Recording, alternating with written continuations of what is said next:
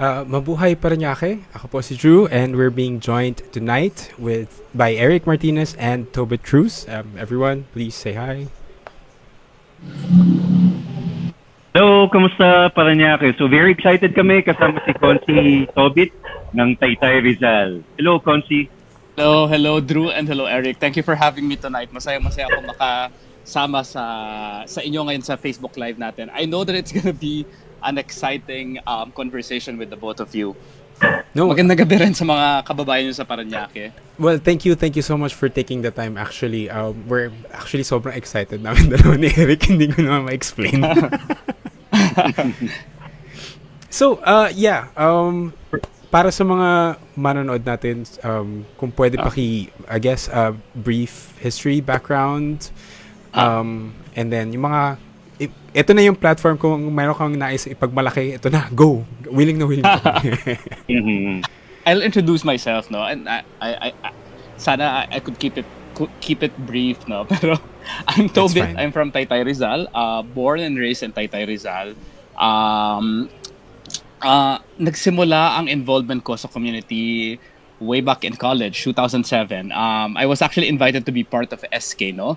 And I was 17 years old then. And sa totoo lang, yung buhay ko prior to being involved in the community, medyo nakakulong lang ako dun sa typical na bahay, eskwelahan, and some church work kasi nagvo-volunteer din ako sa simbahan noon as a lecture commentator. Pero in 2017, I was invited to be part of SK.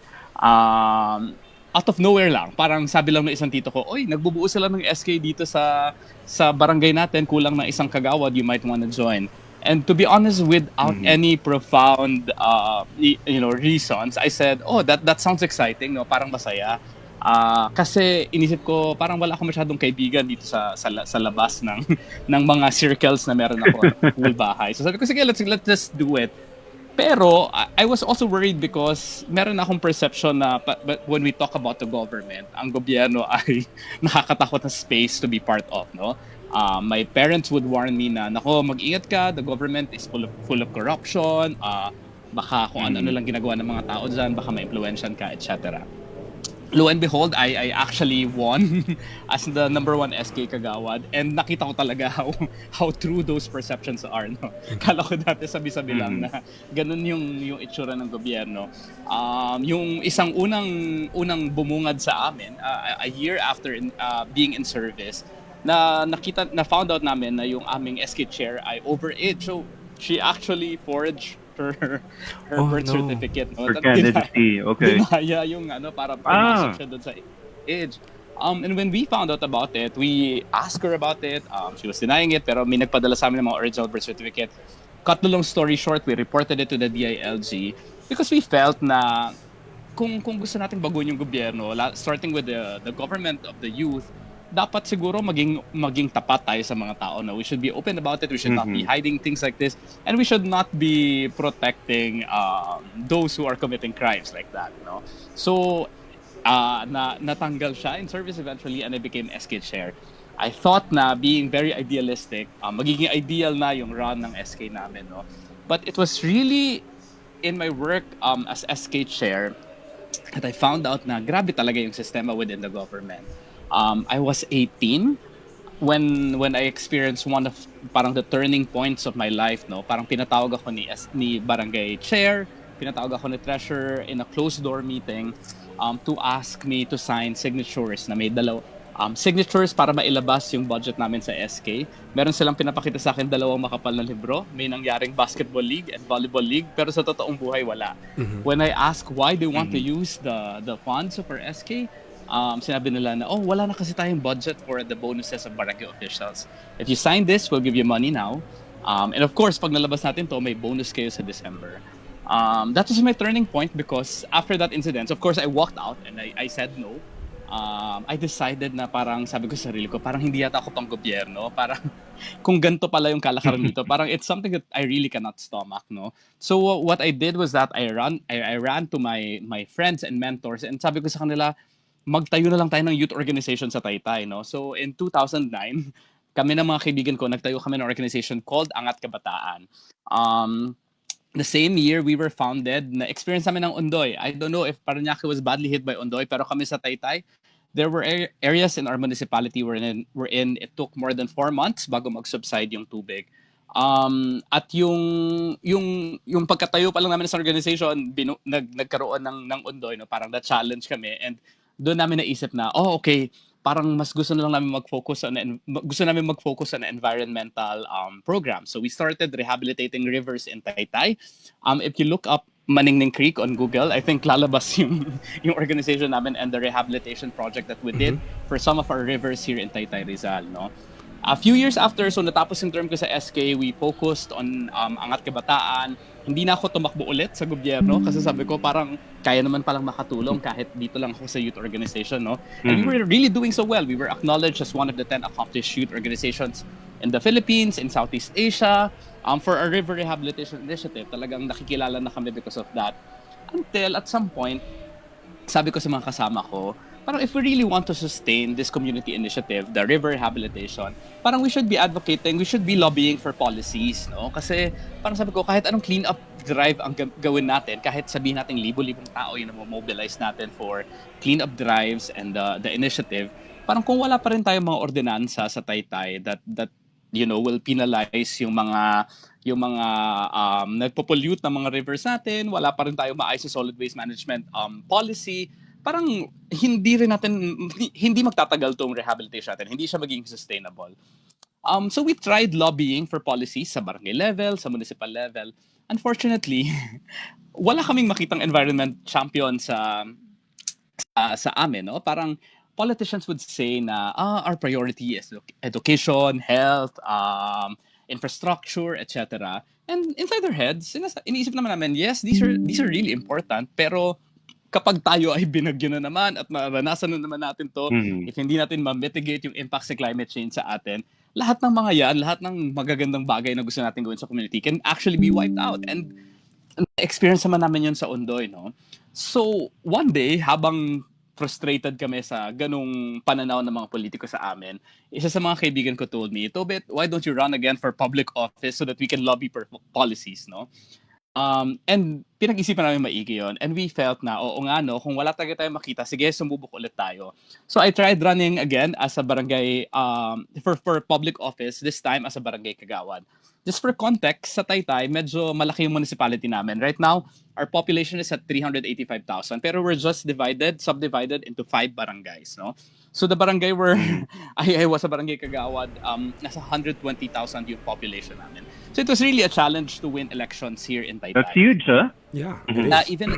Even at the barangay level, it's really challenging, no? And dahil malaki yung IRA, malaki yung budget or NTA ng barangay, talagang pinaglalabanan talaga siya, no?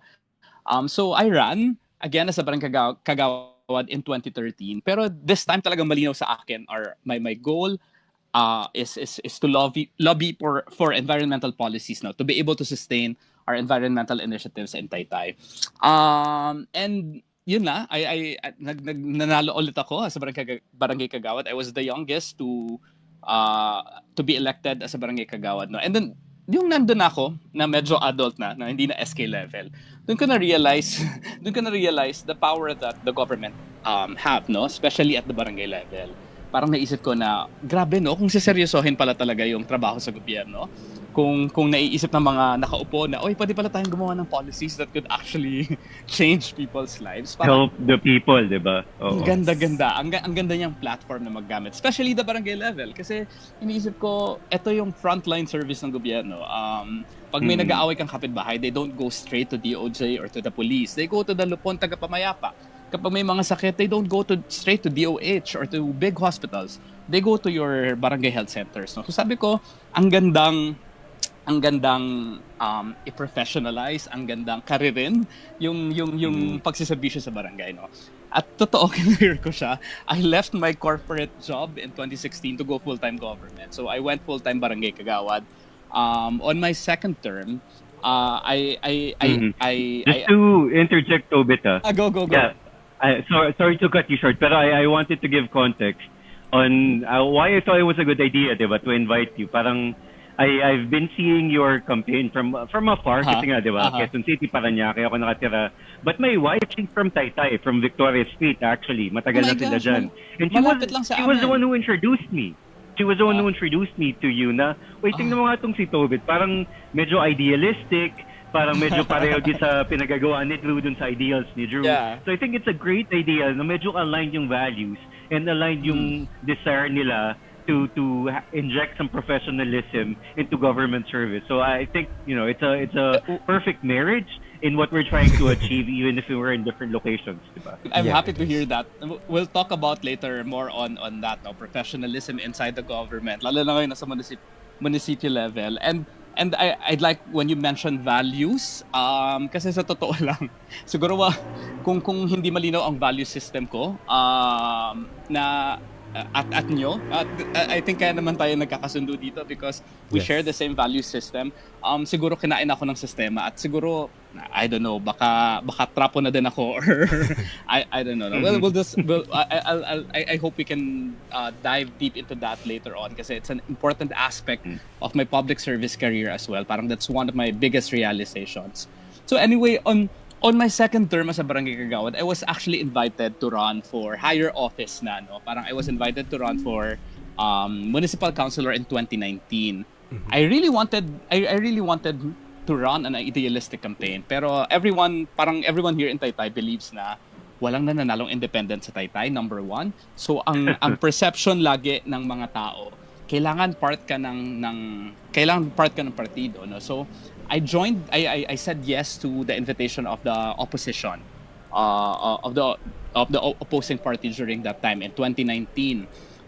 Pero grabe yung shock ko kasi as much as I want to run an idealistic progressive campaign, we were actually told in the party, no, na okay, you have 10 minutes in our caucuses. Each candidate would have 10 minutes in our caucuses. So we have big stage, may mga artista pa. Sabi sa amin yung 10 minutes namin, use just 3 minutes to introduce yourself. Kung may platform kayo, you have 3 minutes to talk about that and to introduce yourself. And use the remaining 7 minutes to sing and dance. Oh. Sabi sa amin, masyado na daw pagod yung mga tao to be talking about problems and community issues, no? Kailangan doon tao entertainment. So ako talaga parang, oh my gosh, parang I can talk for 30 minutes about the platforms that I want to do in Taytay. Pero you're saying that I can only talk for 3 minutes to introduce myself and to talk about my platform. So, pero my gosh, so ganun yung nangyari. I had to sing and dance during the entire campaign season in 2019. Fortunately and unfortunately, natalo kaming lahat. Isa lang ang nanalo sa amin, yung parang sumabit pa, no, number 8 councilor. Pero ako parang wala akong pagsisisi doon sa experience. I felt na okay, that was really an eye-opening experience. Medyo nakakadiri yung naging kampanya. Pero masaya akong naikot ko yung Taytay kasi galing lang ako sa barangay level eh. So first time kong maikot yung karamihan sa lugar sa amin dito sa Taytay. So I was very happy to meet a lot of people and parang nabigyan ako ng perspective na wow, ganito pala kalaki yung Taytay. And wow, sobrang dami pala naming problema, no? Kasi exposed lang ako doon sa barangay namin. Pero going around, you'll see na ang seryoso ng mga problema namin sa Taytay.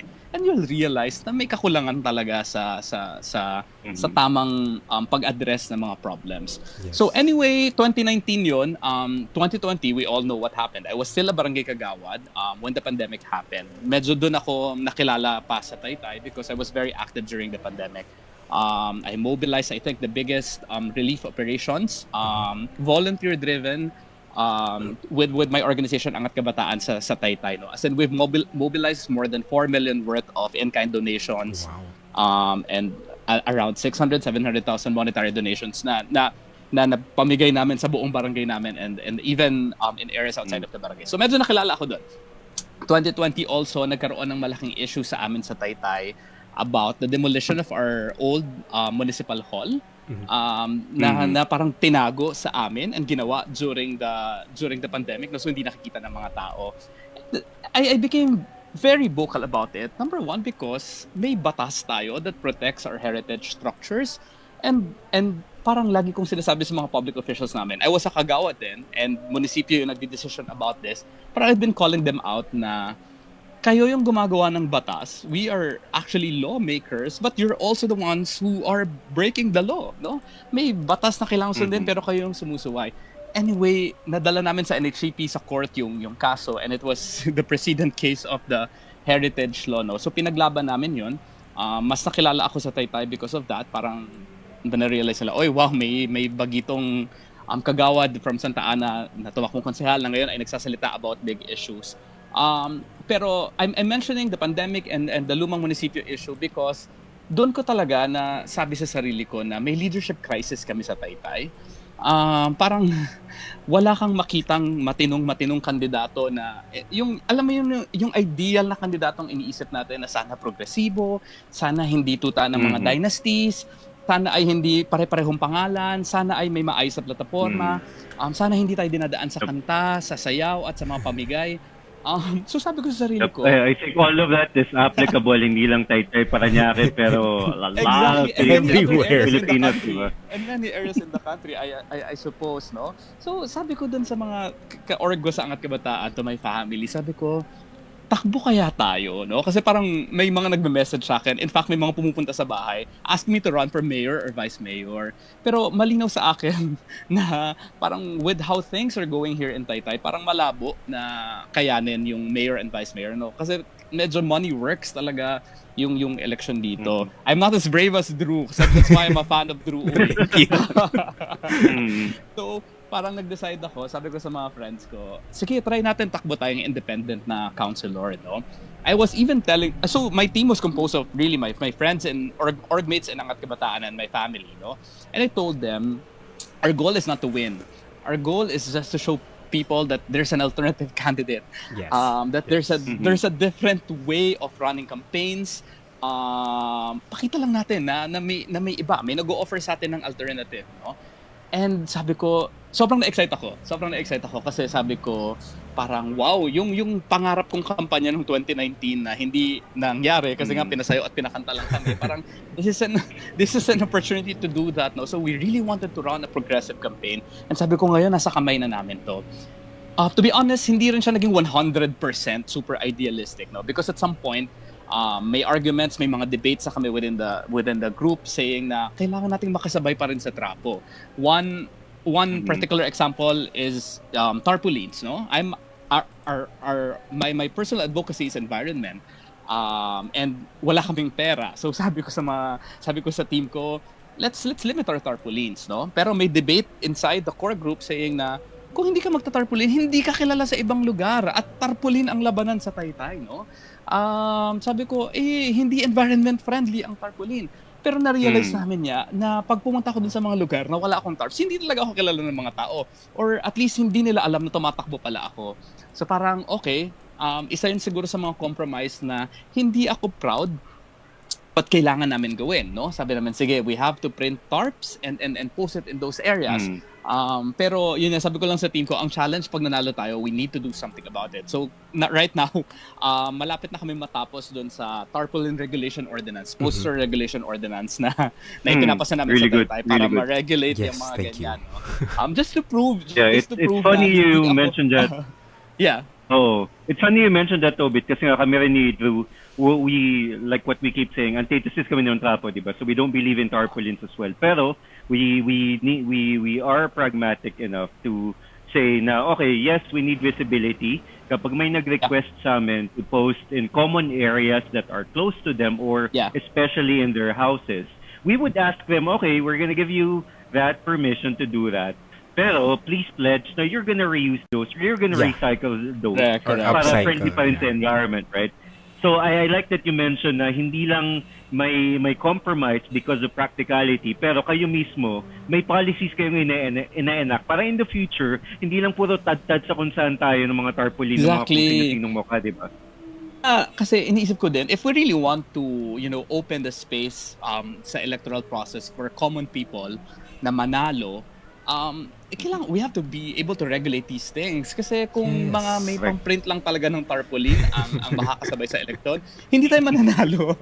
Parang, or bilang lang tayong makakapasok doon sa sistema na gusto nating baguhin. No? Correct. Parang to me, now that I won, parang sabi ko, we need to be able to change that. And we're really trying to do that, no? Again, those are just some of the examples na sabi ko nga may mga certain compromises, no? Kasi malinaw din sa amin na ang hirap-hirap talagang manalo sa kalakaran ng sistema sa amin sa Taytay. People were saying na millions ang ginagastos kahit konsehal lang ang tatakbuhin. I don't have a million. I'm a barangay kagawad. And my professional background is development work. So sabi ko, saan kukuha niya, no? And I was telling you earlier before we started na I've been watching Drew Uys post on Twitter, peg namin yung mga layouts mo and the way you're thank you. campaigning. As in parang we took inspiration to that. And marami pang mga independent candidates across the country na nakita ko lang din sa X and sa Facebook na sinusundan talaga namin. Parang sabi ko, posible naman siguro to, no? And kami, dinaan talaga namin sa sipag. We nag-house to house kami to the Yes, point na yes. parang parang 15 days pa lang, first 15 days, muntik nang may mapunit na muscle sa leg ko. So, Oh no. as in, ganun kalala. Sabi ko kasi sa team ko, wala naman tayong perang pang malaking stage, pang big caucus. So, daanin na lang natin yan sa matinding house-to-house, pakilala. Every time I see people gathered, kahit mga 5 tao lang yan, kakausapin ko talaga yan, magko-focus kami doon. Yes. I think, parang nakita rin ng mga tao na, wow, who's this guy? Parang ang comment nga ng mga tao yung nanalo na ako, na, ay, yan yung nagpunta sa subdivision namin, binoto ko kasi nakakaawa. As in, hindi ganun pang effect. Ito pa yung funny story, ha? And this is a true story. Meron akong mga nakampanyahan na subdivision na pag kumakatok ako sa mga bahay, pinagbibigay sa akin ng 5 piso or 10 piso. Kala nila nagsusulisit ako. Well, actually, sorry, similar story din kasi parang what happened was, yung nagbabasketball sila, tapos na-overhear nung isa kasi parang may kausap ako yung parang coach nila sa tabi. And then, nag-aabot ako, nag-explain ako na nagpapakilala, ganyan-ganyan. And then, tapos biglang may sumigaw na isa sa likod ko, eto, ganito dapat yung mga binoboto, yung siya lang, yung may sipag, di ba? Yung mag-isa lang na naglalakad. So, yung mga ganun, yung ganun factors. And eventually, you know, while going around, may mga volunteers na talagang sumasama sa akin, may mga kabataan. Yes. Like what you did, I saw your post about volunteers. Ako parang the moment I filed, nag-put up lang ako ng Google Doc for parang register as a volunteer. Parang after a month, we got 500 plus volunteers, mostly young people. Yes. Kaya parang sabi ko, mukhang may kaya naman. Pero again, yung tumatakbo kami, medyo malinaw talaga sa amin na mahirap manalo. And again, I keep on telling my team, hindi natin goal na manalo. Para kung manalo tayo, yes, that's gonna be a huge blessing. Pero ang goal natin talaga ipakita sa mga tao na there's a different way of campaigning, that platforms matter. Correct. You know, na may alternatibo kayong pwedeng pagpilian kung sawaan na kayo sa mga trapo. And the campaign went on. Hindi rin namin alam kung paano kami nakasurvive. I have a funny story as well. Yung bilangan na, yung election day mismo, yung natapos yung election, I think at 7 p.m. So, may quick count kami sa bahay. Sabi ko sa daddy ko, Daddy, pwede ba tayo mag-prayer circle before we start with a quick count? Yung dasal ng tatay ko, hindi ko makakalimutan. Ang dasal niya, parang, Panginoon, bigyan niyo po kami ng milagro. So, as in, milagro na yung hinihingi ng tatay ko. Kasi nga, parang even my parents, although they really supported me and believed in me, parang to them, it's impossible for an independent like me to win, no? And may mga rumors pa that the dynasty here hates me because kinokontra ko daw yung mga projects nila, etc. I'm very vocal about so many things na hindi natutuwa sa akin yung mga malalaking politiko dito sa amin. So parang sila, imposibleng manalo. But anyway, nung bilangan na, nagulat kami when the votes are coming in. We were ranking really well, no? And eventually we won. Hindi rin ako dinala ng iglesia. So talagang nagkaroon niya yata ng milagro, no? But we always say that the story of how I got in is a story of ordinary people bringing me to the council, no? Kaya sinasabi ko lagi na ang utang na loob ko lagi sa tao kasi walang partidong nag-back up sa akin dito sa Taytay. Pero ang nagdala talaga sa akin ay mga tao. And now that I'm in, dito na nagsisimula yung mas malaking trabaho. And this is where the work for transparency and accountability and good governance actually starts, no?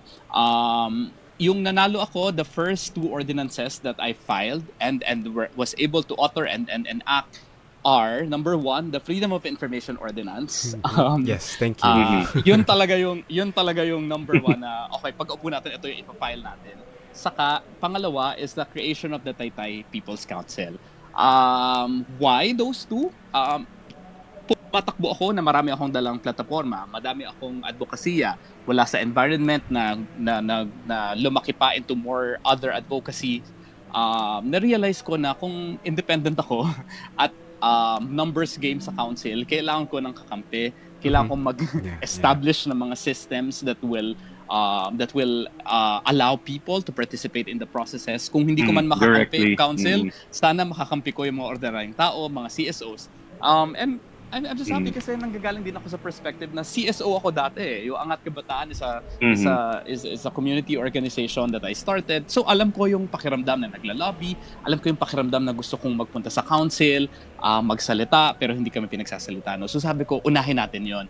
So FOI, kasi gusto ko din na maging transparent yung gobyerno. No? Kung alam kong malaking tulong sa mga ipaglalaban ko na advokasya kung maging bukas yung aming pamahalaan. I'm actually very lucky kasi nakapasa siya. Hindi ko rin inaakalang ganun siyang kabilis makakalusot, no?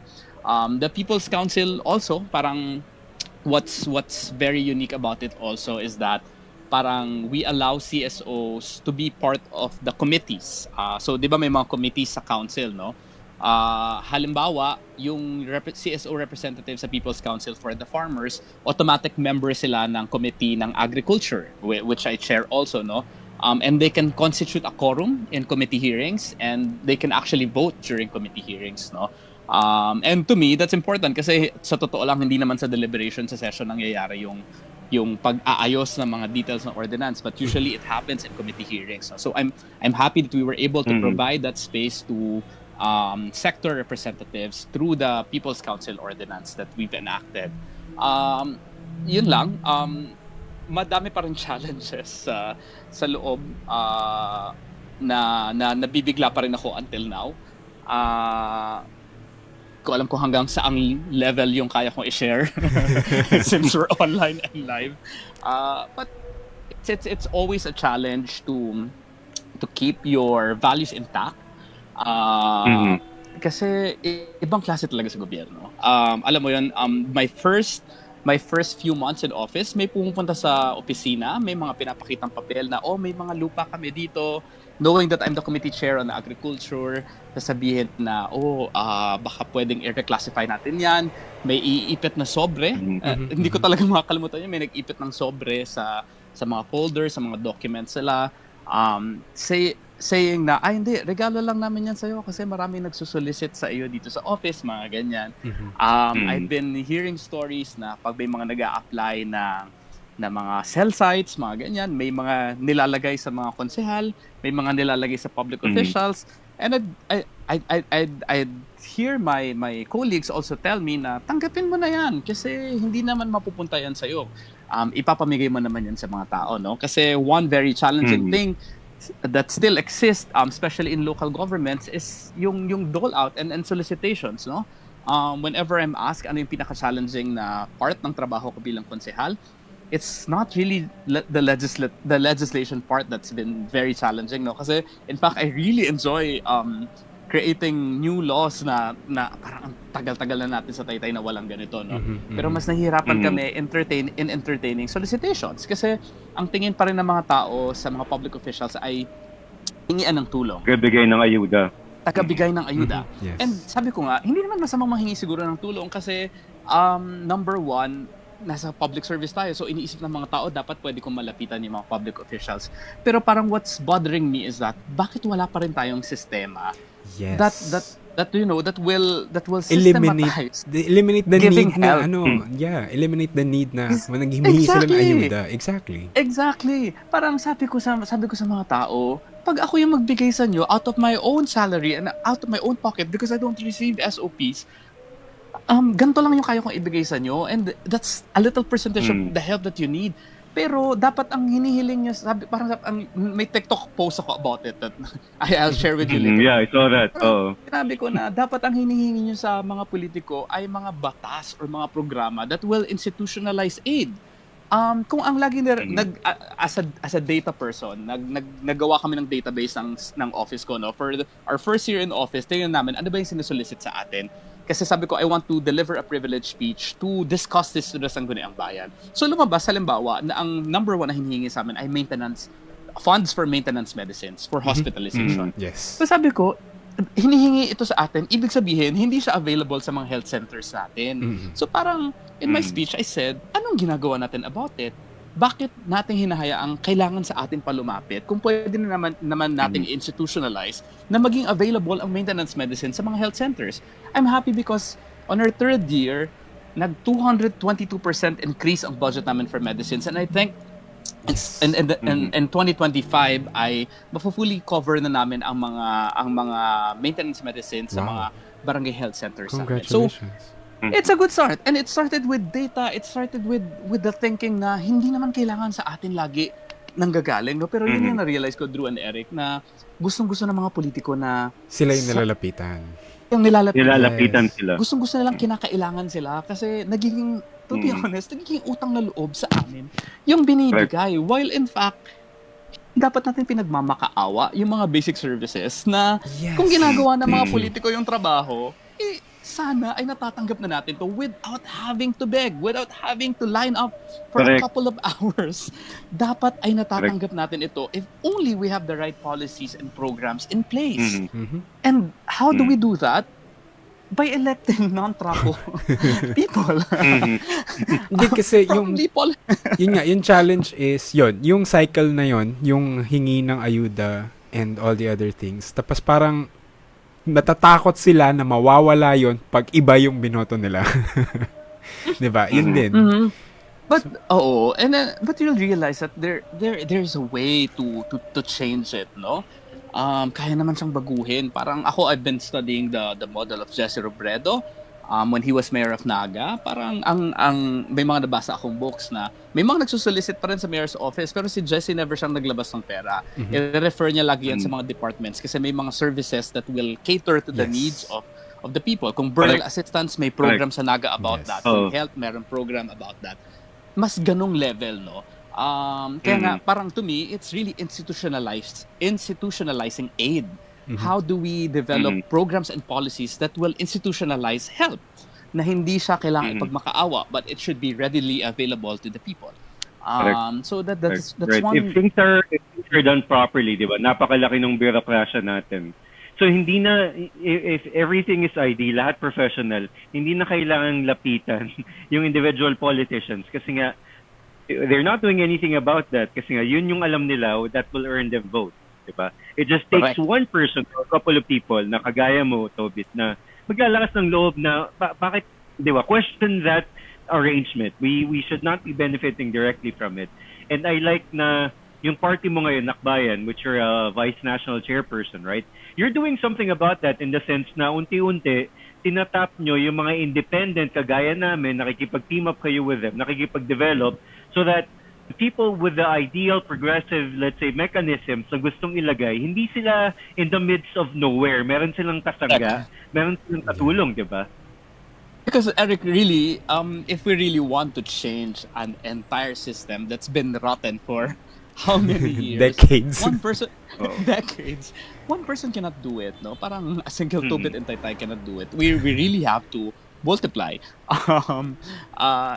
Kasi talagang sistema yung kailangan ng banggain eh. And ako, parang alam mo, dasal ko na lang everyday ay sana hindi maubos yung idealism na meron ako. And the only way for that to happen is that you have to surround yourself with people, with like-minded people. Yes. Otherwise, it's so easy. You can easily be consumed by the rotten system that we've been talking about. Yeah. And yung hindi ko rin maintindihan kasi parang hindi ba napapagod yung politicians mismo na araw-araw sila yung pinupuntahan sila for ayuda and aid na parang why don't you solve it and then move on to bigger, better things, diba? Correct. Parang kasi kahit ako Correct. mapapagod ako nun, parang araw-araw may pipila dyan tapos humihingi. Promise. Hindi ko Promise. kaya. merong point sa amin, lalo pag mga December, kulang na lang, umiyak na lang talaga ako sa harap nung nanghihingi. Kasi parang may mga point na aawain ka ng mga tao na bakit di ba kami binibigyan, bakit ganito lang bigay mo, bakit lagi kang walang pera. Parang ganun, parang sa isip, gusto kong ipaliwanag sa kanila na alam nyo, kaya naging kurakot yung mga tao sa loob ng gobyerno dahil sa ganitong klaseng sistema. Pero parang ang hirap, ako, to be honest, hanggang ngayon, nagbibigay pa rin ako sa makakaya ko sa solicitations kasi hanggat hindi na solve yung wala pa ring systems in place to systematically provide aid, parang nakakaawa din naman talaga kasi alam mong totoo yung pangangailangan ng mga tao. I also want to bring in the discussion yung pangangailangan natin sa datos, sa tamang data, no? Kasi yun din yung na-observe ko sa local government namin na parang yung mga targets, yung mga programs na ginagawa namin, nakabase lang sa kung anong feeling ng mga nakaupo na dapat mangyari. Yes! Correct. Thank you! Parang, wala ba tayong datos? Parang pag tinanong ko siguro yung planning namin, anong poverty threshold natin? Baka hindi nila ako masagot kasi hindi updated yung datos na meron sila. Ilan halimbawa ang PWD sa atin, ilan ang out of school youth. Kasi if we know the numbers, if we know the data, then budgeting would be easier. We can act accordingly. Correct. Exactly. Prioritizing policies would be easy. And you make sure that the policies and the programs that you do actually solves problems.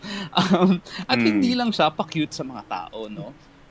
Tulad nung yung 24 pesos na daily meal ba yan? Yung one meal. Parang, Yung really? statistic na yun. Sobrang out of touch. As in, sobrang out of touch niya. So I hope that slowly we can influence. So I'm not saying that I can change things on my first term or as an individual person trying to change things in the government, but at least I hope we can influence these things inside the government. And Drew, to be honest, kaya I'm happy that you're running. I'm happy that Eric is running. Ano naman nating mag-ingay outside of the government and call out these politicians about these things. Yes. Pero parang baka we might not be able to move even a needle, no, doing that. But once you're inside, parang mas marami ka talagang pwedeng gawin.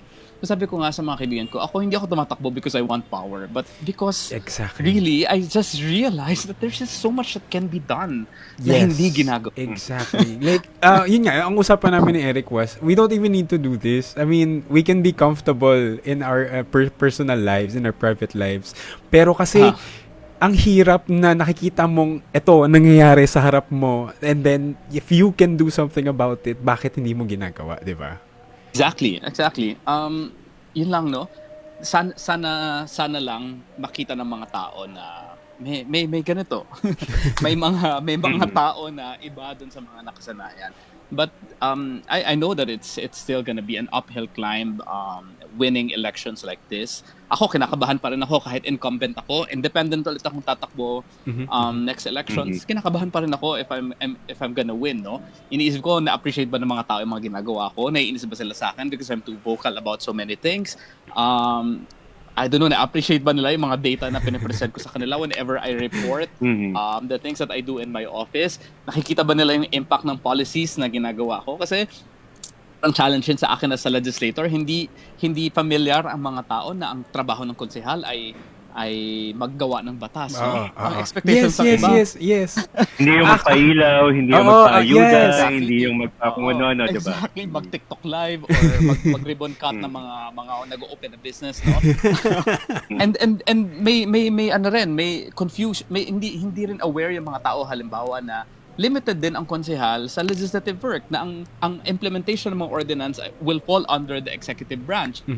So parang ang hirap din ipaliwanag sa mga tao na ako po yung nagpasa ng ordinance tungkol dito pero hindi po ako yung mag-i-implementa, so limitado din yung kaya kong gawin about these things, no? Pero we do what we can. We follow up with the mayor. Ako, yung office ko, up to the writing of the internal rules and regulation ng ordinance, yung mga IRR, para lang ma-implement. Implementation. Sinasawsawan na namin yon kahit na dapat executive department na yung gumagawa nun, no? Para lang masigurado na may maipupukpok namin na may implement yung mga ordinance na ginagawa namin.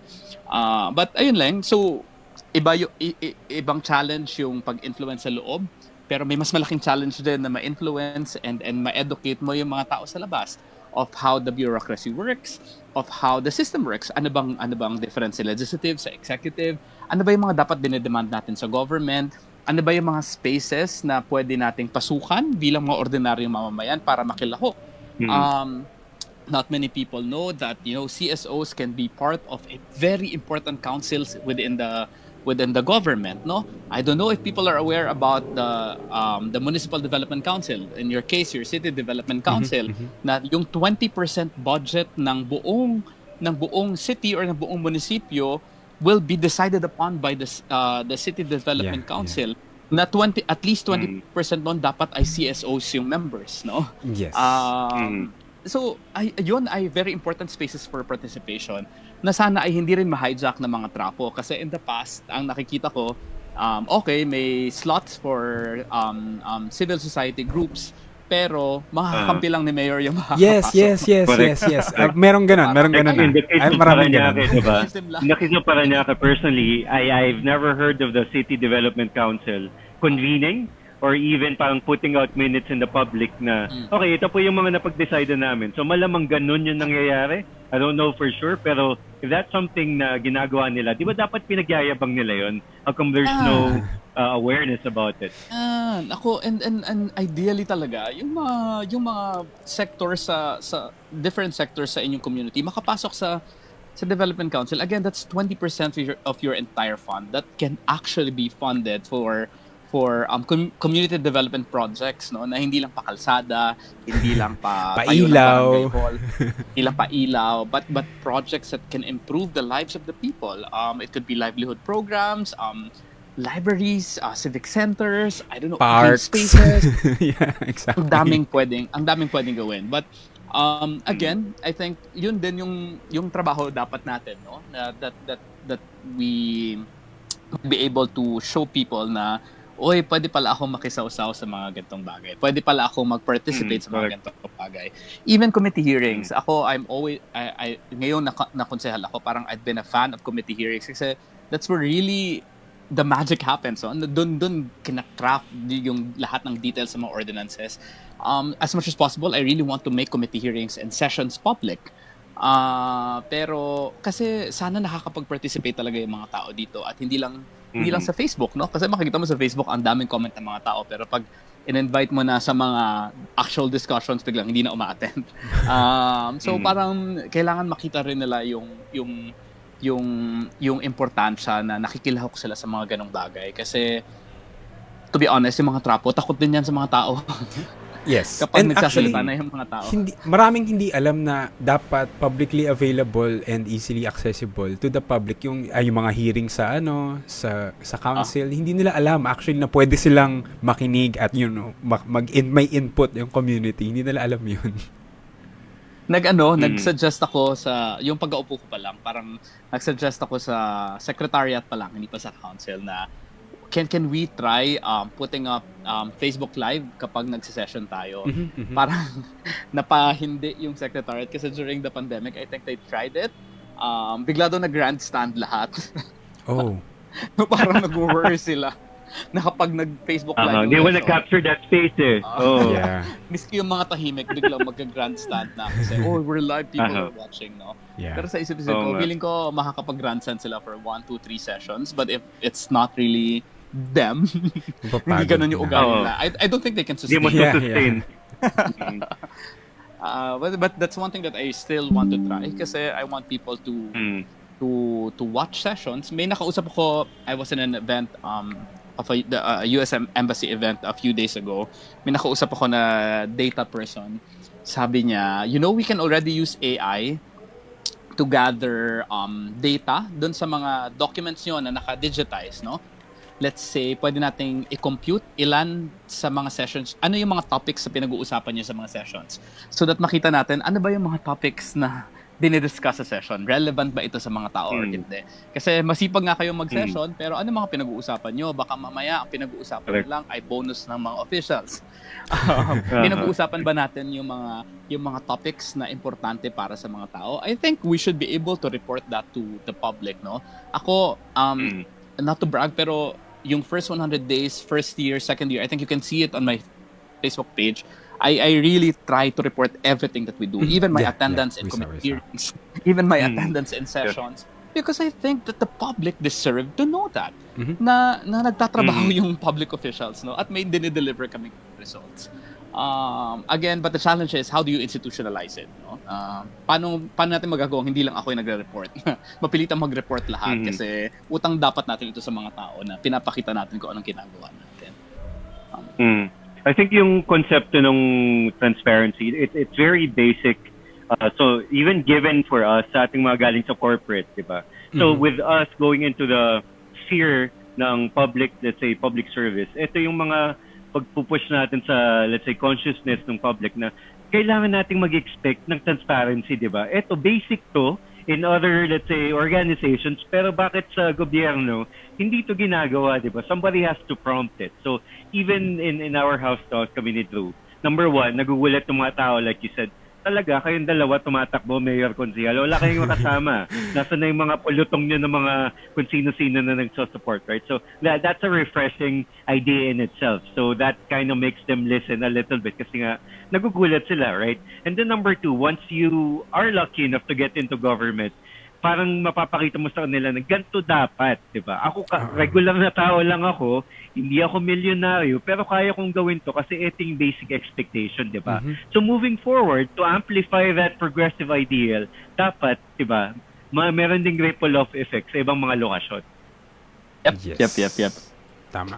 Actually, sorry, kasi ang hindi na naiintindihan ng mga tao kung gaano kahirap at gaano ka deep-rooted yung kailangan nating ayusin. Kasi parang kahit na si Vico himself announced na it's been 6 years, pero ngayon pa lang medyo meron ng konting umuusbong sa mga pinalant niyang seats before of good governance and transparency. Pero imagine, it's been 6 years and hindi pa rin tapos yung trabaho. So paano pa tayo? Magsisimula pa lang tayo ngayon. Correct. Pero ayun lang, we just have to do it, no? Yeah. The last barangay elections, nag-attempt kami sa Angat Kabataan na magpatakbo ng mga SK officials. Kasi parang sabi ko, hindi nga pwedeng ako lang mag-isa. Kailangan natin magpadami, no? May mga nanalo, pero mas maraming natalo, of course. Pero to us, it's a good start. Again, I guess that's the work that we have to do. We have to continue planting seeds na one day, hopefully, will grow and overpower those na mga luma na na kailangan ng palitan. But we just have to keep pushing. Yes. Oo. But I wanted to ask you, Tobit, parang ano yung pwede mong maging advice dun sa mga kabataan, like yourself before, nung nagsisimula ka pa lang, na ganun din yung frame of mind na ayokong pumasok ng politika, although they have the ability, the capabilities, di ba, professionally. Pero masyadong madumi yan eh. Why go in there? And then in that line, si Drew din, maraming lumapit sa kanya, like after his first run with mayor, parang Drew, parang ikaw yung naging inspiration ko, I wanted to try out for public service. Maraming nagme-message sa kanya. So what would be your advice dun sa mga nagdadalawang isip na, politika, never mind, I'll just go corporate? Number one, we have to realize that, what politics directly impact our lives, no? Talagang may impact yan sa atin, and that could be positive or negative. So hindi natin pwedeng ilayo yung sarili natin sa politika at sa paggobyerno. Pangalawa, if we keep on saying na ang gobyerno ay madumi, and alam natin mabuting tao tayo at lalayo tayo sa gobyerno, then lalo na lang nating hinayaang maging madumi yung gobyerno. That's exactly what I told my father when he told me na stay away from politics kasi madumi yan, no? Yung tatakbo akong independent. Sabi ko lang sa kanya, Daddy, do you think I'm a good person? Pinalaki mo ko na maayos with the proper values? Sabi niya, of course. Kung sa tingin mong mabuti akong tao, mabuti ang pagpapalaki mo sa akin, why would you ask me to veer away from politics? And then, hayaan na lang ba natin yung mga masasamang tao or yung mga hindi progresibo na manatili dyan sa kapangyarihan? Mhm. parang naging kasangkapan din tayo Mhm. sa Exactly. pagiging hindi Oo. maayos ng ating gobyerno if we don't do anything about it, no? So I would always tell young progressives and those those people who we think are morally good, who have the right values and foundations to to run for public office. Actually, kahit hindi run work for public office. Ang daming mga career Mhm. service path sa gobyerno na okay naman ang bayad and could really make a difference to the lives of the people. So sana makita natin 'yon, no, na hindi porket komportable tayo sa corporate jobs ay hindi na tayo pwedeng Mhm. na wala nang epekto sa atin ang politika kahit yung mga nasa corporate, kapag may mga kabobohang desisyon ang national government or yung local governments, you will be directly affected by that. So hindi Mhm. dapat natin nilalayo yung sarili natin sa paggogobyerno. And if we think we're morally we're people of good moral standing and competent enough, sana ay piliin nating makilahok sa gobyerno. Sabi nga ni Jesse Robredo, di ba, dapat matino at mahusay. Mhm. Sana lahat ng mga matino at mahusay Mhm. ay mahatak natin papunta sa gobyerno. Imagine kung mga competent and moral leaders yung meron tayo. Imagine what kind Imagine of the government world we'll we live could have. in. Exactly. No? Exactly. Parang ang sarap niyang Mhm. isipin. Oo. Diba sa Pilipinas na nga lang, napakalaki ng talent pool natin when it comes to the corporate part of the population. How, diba, paano kung kaunti lang doon mahikayat dahil dito sa ginagawa ng isang Tobit Cruz or let's say ng Akbayan with working on the grassroots movement and then planting the seeds na makilahok sa gobyerno. What if we can draw some of that talent to direct participation in public office, diba? So, yeah. Sarap mag-imagine. Well, we're trying. Sinusubukan Oo. namin na gawin siyang reality. Pero oo, sarap. Mm. Imagine na wala Yeah. kang problema. Mhm. Kanina you mentioned na I like what you said, Tobit, na bakit natin nilalayo yung sarili natin dun sa madumi. Kasi pag ginawa natin yun, lalong magiging madumi, di ba? It's gonna perpetuate itself lang. And ito yung conversation na si Drew ako, we had na, yes, comfortable tayo sa mga sarili nating buhay, di ba? We can perfectly exist successfully on our own as private individuals. Pero, kung alam naman natin na, di ba, medyo sira yung gobyerno, marami tayong gusto dun sa gobyerno, right? What if, anong mangyayari kung you just remove yourself from that, di ba? Kung umalis ka na lang ng Pilipinas, anong mangyayari sa Pilipinas, di ba? Kung ngayon, malala na, how much more if all of the people like us, na medyo merong good moral fibers and are progressive in thinking, paano kung lahat tayo iwanan yung Pilipinas, di ba? Correct. Alam mo, ang isipin ko na lang, and I don't know, if you'd been going to your communities, nakasalamuha. Ako, I tried, when I first became a barangay kagawad, I even did, nag-immersion ako dun sa mga informal settlers community sa amin. And then ko nakita na talagang yung mga problema ng mga tao ay totoong-totoo. Meron tayong mga kababayan who lives by the day. May mga taong lumalapit sa office namin hanggang ngayon na talagang desperate na makahingi ng tulong kasi matter of life and death lagi yung pinag-uusapan. Parang sila din, parang sana isipin natin sila. Hindi porket komportable tayo ay okay na at okay lang na maghirap na lang yung ibang mga tao sa paligid natin. Because to be honest, if we use power is not bad. If we use power for the better, for the good of other people, ang dami natin pwedeng matulungan, no? And especially those who are suffering, especially the vulnerable sectors in our community na parang hindi na napapabayaan na lang ng gobyerno. Ang daming nangangailangan ng tulong at kung hahayaan lang natin na mag-exist yung mga traditional politicians na walang ginagawang maganda, kung hahayaan na lang natin ang gobyerno patuloy na maging ganyan, parang hinayaan na lang din natin maghirap yung mga tao habang tayo ay komportableng namumuhay. And parang I cannot live with that. No? Sana yung concept ng kapwa ay mabuhay pa rin sa ating mga Pilipino na tayo ay kapwa-tao. Pareho tayong Pilipino. And I hope that pagiging kapwa ay maging enough na reason na for us to push for change, no? To challenge the status quo to push these walls na nagpapahirap sa mga tao. Oo, yung lalo na break yung these- lalo na yung kailangan nakakaangat ka parate or kailangan yung may advantage ka parate kumpara sa mga sa ibang mga tao. Sana tanggalin natin yung mga yung konsepto na yun. Kasi ang hirap. Ang hirap Malala ang pag- naghihilaan. Correct. Mhm. Ma-appreciate natin yung Correct. privileges na meron tayo. Kasi sometimes doon din tayo nabubulag eh. Hindi natin alam na ibang-iba yung pribilehiyo meron tayo sa ibang tao. Mhm. Like yung nandun ako ang laging paningin ng mga tao sa amin sa mga informal settlers pabigat. Tamad daw kaya hindi umuunlad sa buhay. But when I immerse myself in those informal settlers community, sila yung pinakamasipag na mga taong nakilala ko. Yes. Just that they don't have the same Mismo. privileges that we have. Hindi sila nakapag-aral sa magandang school. Wala silang, head start na katulad na meron tayo. So sana hindi rin natin, hindi tayo mabulag sa pribilehiyong meron tayo. At makita natin na, ayun din yung isang goal ko sa government ngayon eh. How can we provide the same privileges to those na hindi kasing pribilehiyo ko, no?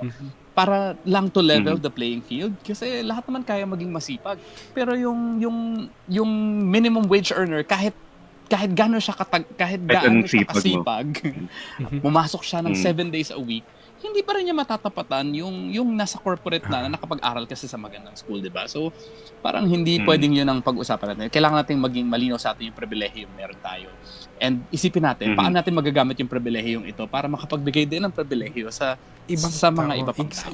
Kasi lalo na pag kung ma-immerse ka lang kahit saglit lang, kahit na sabayan mo lang sila, grabe sila magsumikap kahit na isang oras lang, grabe sila magsumikap para lang makaahon kung kakayanin at kung pwede gagawin nila as in para lang makaahon sila tapos kung sana mabigyan lang sila ng yung maayos na pagkakataon yung maliit na pagkakataon lang okay na yun as in marami tayong may aangat. Correct. So I'm excited for you to be mayor, Drew. Excited din sana manalo. We'll see. Walang funding eh. On that note, Tobit, parang we're running as independents, diba? And you're not new to that. You ran as an independent. You won as an independent.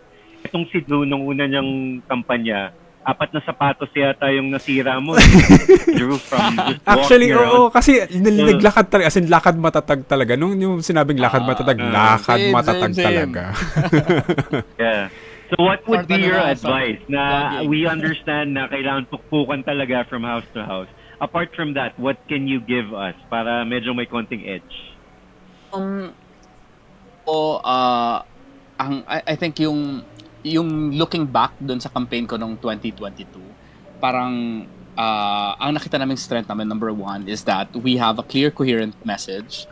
And that started with me knowing myself, identifying my intentions, and basta kailangan maging malinaw sa'yo why you're doing the things that you're doing, sino ka ba talaga, ano intention mo, because that will help you bring out a more coherent message to the public. Yes. Because people would always see and appreciate sincerity and your genuineness, no? Yes.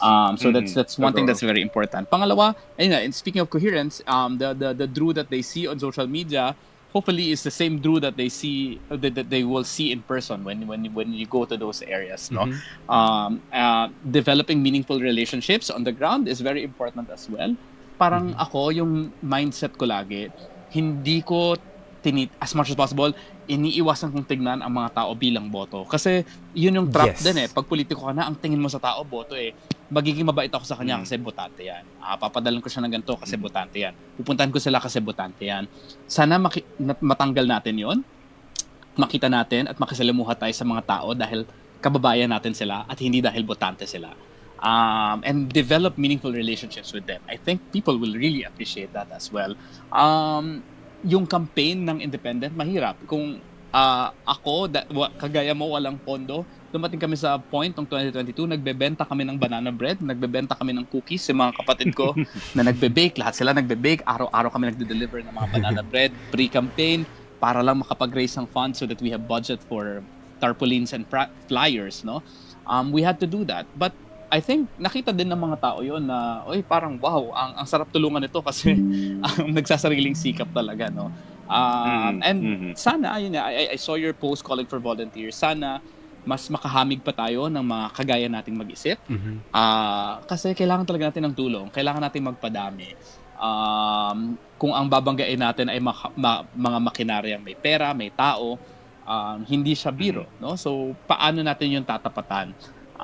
And politics and voting is still a numbers game. So how do we reach those numbers? To be very strategic about it. Alam mo, dito sa Taytay hindi ako makapasok sa mga subdivisions noong 2022 kasi parang mahigpit sila sa mga sa mga nagka-campaign, no? What I did, nagpadala ako ng letter and curriculum vitae sa kanila. Telling them na I'm good, I'm running, ito yung profile ko. Kasi parang alam ko na itong demographics na to, ito yung ito yung mga kailangan nilang malaman. No? Parang they appreciate kapag magpadala ako ng mga platforms and all that. So you have to be very strategic about it. You have to be very wise in how you use social media.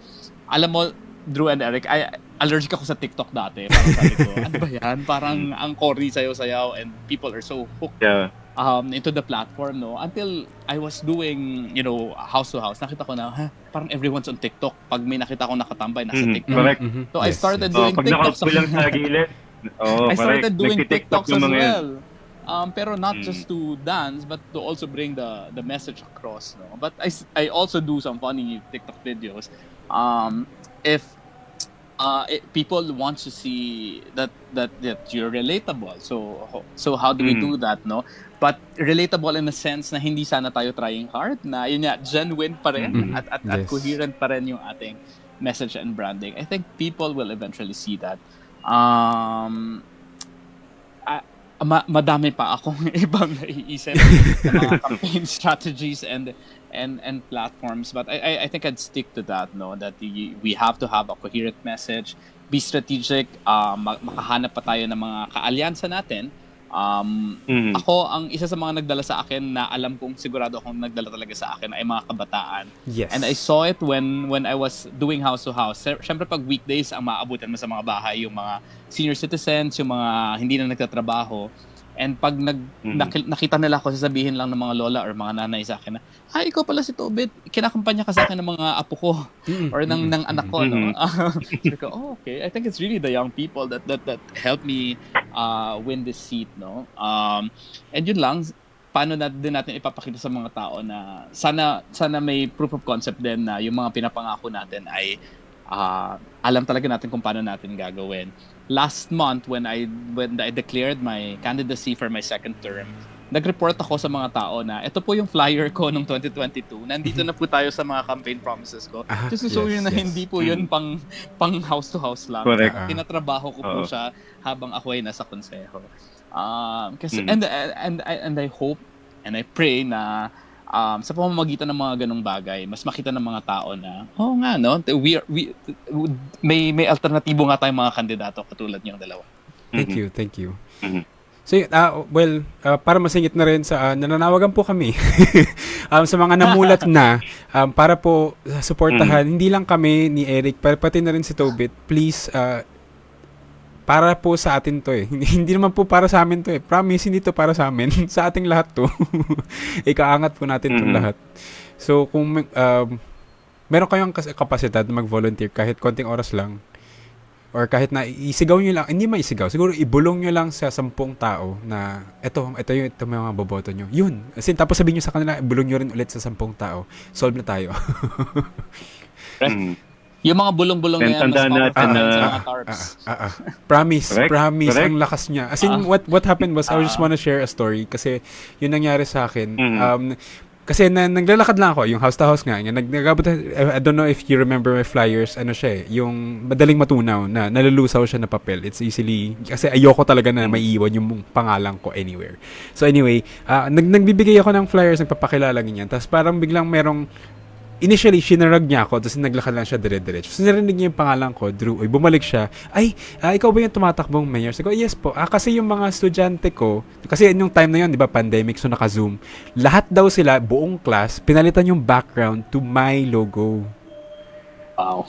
Tapos para wow, para okay. sabihin daw sa mga teachers na ito yung iboboto namin, or kung meron kaming capacity to vote, siya yung iboboto namin if ever, parang ganun. Kasi So, highlight those stories kasi I think it will inspire more to support. yes, pero I don't think meron akong photo actually kasi wala naman siyang sinabing photo, parang kinuwento niya lang na nagpalit sila ng background for me, which yung sobrang na-touch lang talaga ako. Sabi ko, shit, Galing. may laban tayo. Parang yun yung power ng bulong, di ba? The more personal the touch is, the better it's going to resonate to the person. Kapag binubulong sa'yo, may may vouch of Parang confidence. Nakavouch yung tao na yeah. na talagang susuportahan ko to at tinataya ko rin yung pangalan ko dito sa taon to. Ang daming ganyang stories ng campaign ko na as in it was a people's campaign. May namomroblema kami sa printing ng mga shirts kasi may mga nag-donate ng t-shirt, wala na kaming budget pang print. May nag-message sa akin na printing shop na ipadala niyo lang lahat yan dito or you can ask your volunteers to bring a shirt. Libre na lahat ng printing. Mga ganun wow. na. As in, na tumakbo yung kampanya namin with purely just people's kindness. Same. Yung nagkakapihan ako dati, kasi yun yung parang way to go around, no? So I just, ang budget ko lang talaga pang kape sa Kapandesal. Nagugulat kami, may mga nagpapadala sa bahay ng mga kape at ng tinapay. Dalhin mo yan sa kapihan mo. No? So parang paunti-unti, yung kala mong hindi namin ma-achieve dahil wala kaming budget, nagagawa namin because of people's kindness. Yes. And ako, ang ginagawa ko lang talaga, kunikwento ko lang din siya publicly on social media. Yun. Nagre-repol siya. Yes. Ganun lang. As in, itong si Eric, kaya lang naman siya nandito. Kasi kinuwento ko lang naman on social media. Ayan, may kakampi na tayo. Correct. Nice. Diba, dati, nakita ko lang si Drew na, may independent dito sa Parañaque. Like, this guy's not serious. Parang kala ko hindi seryoso. He just wanted to be famous a little bit. But then I followed him in social media. Seryoso talaga to hindi lang to na somebody na wants the quick 10-second limelight, pero he's really walking his talk. So ngayon, yun, isa ako sa mga na-influensya niya. Okay, why not run? If somebody like Drew has the guts to try, di ba? Bakit ako hindi? I have the capability, I think, di ba? Why not offer myself up for service, right? Pati rin actually may mga ilang nanalo sa SK din na yung nag-message sila, nag-shoot sila ng message na parang, actually, Kuya Drew, ikaw po actually ang naging inspiration ko kaya ako napatakbo. Nice. Nanalo. Sobrang na-touch lang talaga ako. As in, sobrang, oh my God, let's go. Laban tayo, guys. Diba? Paunti-unti. That's all it takes. Just, one small step. I know it parang very long hill siya, parang uphill climb. Pero if no one is doing it, wala talagang mangyayari, di ba? Exactly. Hopefully, marami tayong na-inspire ngayong gabi. Sana. May makapanood nito somewhere. Actually, ang gagawin namin, elsewhere ikakat in the- namin yung mga segments, tapos iti-TikTok. Kaya, ayun. Nice. Nice. We will. Kasi ang dami nating nakuhang sobrang Alright, so on meaty. that note, very meaty, very meaty. So, on that note, I just wanted to thank you, salamat, Konsi, Yes. Tobit, sa lahat Thank you ng mga ideas so mo. much. Sa amin ni Drew, we're gonna take all of that to heart in our independent campaign dito sa Parañaque. Yes, maraming salamat Believe it for or not, taking I the take time. inspiration from the both of you also. Oh, thank you. Seeing people like you Salamat.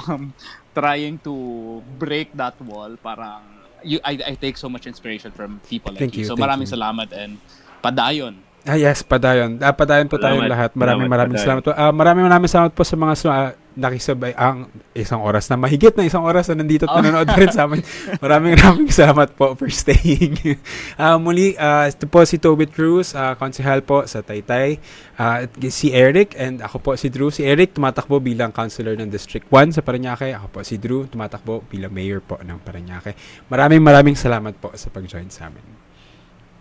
Thank you. Salamat!